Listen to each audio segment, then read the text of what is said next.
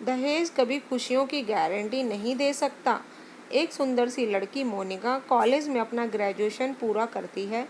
तभी उसकी मुलाकात एक लड़के सोनू से होती है। सोनू भी बहुत स्मार्ट और माता पिता का आज्ञाकारी बेटा है। दोनों एक दूसरे को पसंद करने लगते हैं। दोनों का ग्रेजुएशन पूरा होता है। सोनू अपने शहर में जॉब करने लगता है और लड़की भी एक अच्छी जॉब कर रही है। दोनों ने निर्णय लिया कि अब माता पिता से शादी की बात करने का वक्त आ गया है। लेकिन परेशानी यह है कि दोनों की कास्ट अलग अलग है। मोनिका ब्राह्मण है और सोनू राजपूत। सोनू के समाज में दहेज बहुत जरूरी है, तो जो कि नगर में होता है, और उसके अलावा कई तरह के गिफ्ट और गहने की भी मांग की जाती है। सोनू ने मोनिका को यह स्थिति स्पष्ट की और कहा, घर वालों को मनाओ, अगर तुम सभी मांगे पूरी करवाती हो तो मेरे माता पिता तुम्हें पलकों पर बिठाएंगे। मोनिका ने अपने माता पिता से यह बात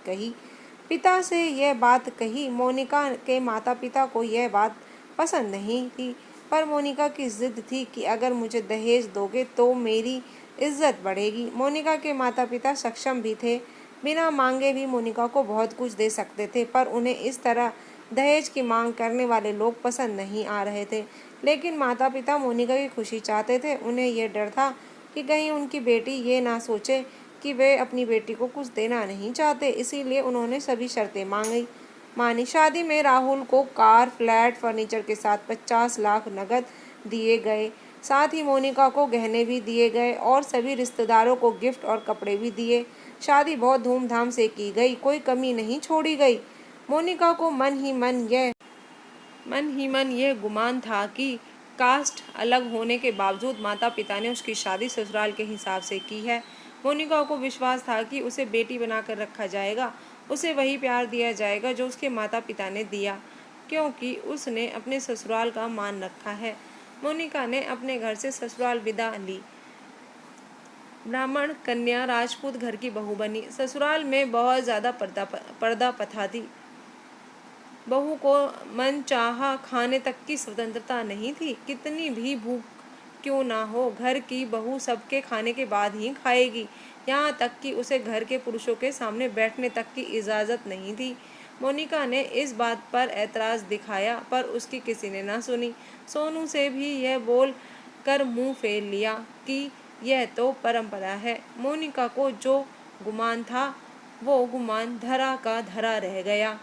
अपने माता पिता की बात याद आई। जब उन्होंने समझाया था तो वह उनसे बहुत लड़ी थी। उसने ससुराल में बात करने का फैसला किया। मोनिका ने अपने सास ससुर और पति से बात की, लेकिन उन्होंने नहीं सुनी और उसे बहुत बेरहमी से पीटा गया। मोनिका ने कभी ऐसा व्यवहार नहीं देखा था।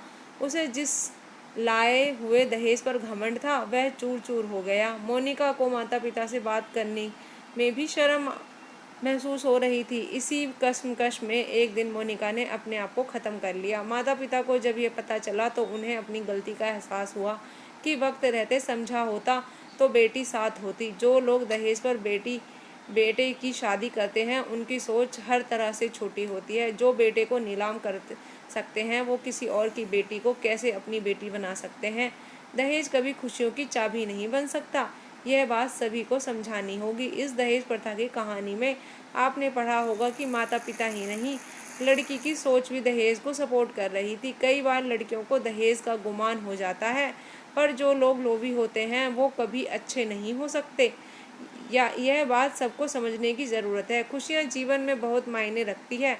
कई बार बड़ी से बड़ी डिग्री भी ज्ञान नहीं देती और एक छोटी सी कहानी जीवन बदल देती है। शिक्षाप्रद कहानी को आधार बनाकर अपने बच्चों को जीवन का सच्चा ज्ञान दें। तो दोस्तों, आज की कहानी आपको कैसी लगी कमेंट में बताइएगा, और अगर चैनल पर न्यू है तो सब्सक्राइब कर लीजिएगा। पुराने हैं तो वीडियो पूरा देखने के लिए धन्यवाद। फिर मिलेंगे आपसे एक नई कहानी के साथ।